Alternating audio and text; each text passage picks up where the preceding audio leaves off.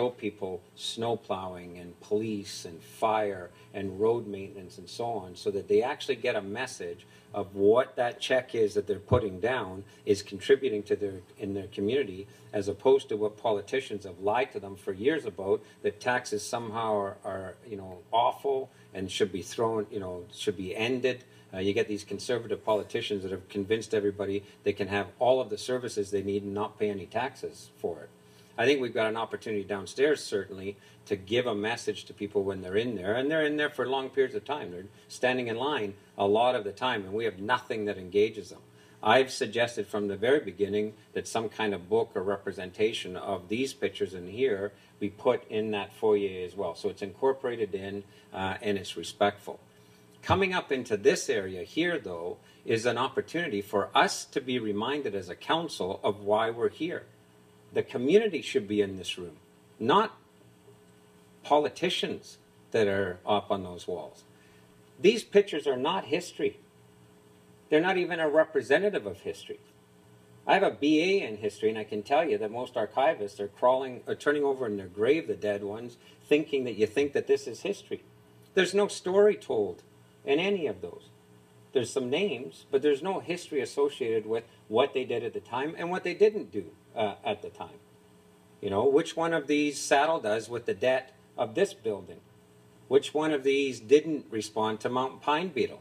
Which one of these didn't do things as well as which did? That's history. And if you want to honor them, then put some money into getting an archivist to come up and put a history to each one of those council periods and say this is what happened over that period of time, pro and con, and respect it properly, not a bunch of pictures.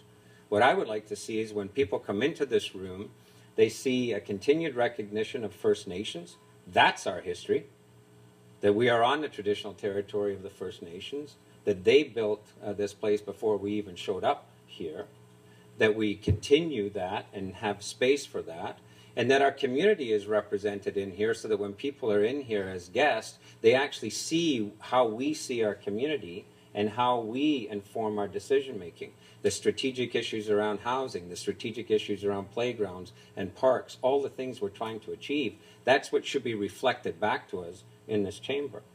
So this is a painting scheme, and the colors are being taken into consideration, Councillor Thapar. That green color and the browns actually blends in nicely with the colors that are being proposed. That's been looked at.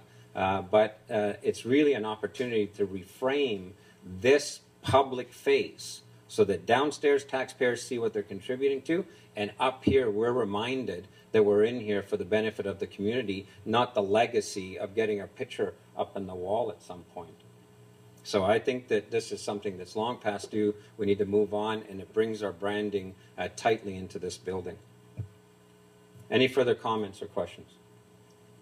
On the recommendation, all those in favor? Any opposed? Okay, and it's a 4-3 split. It's passed.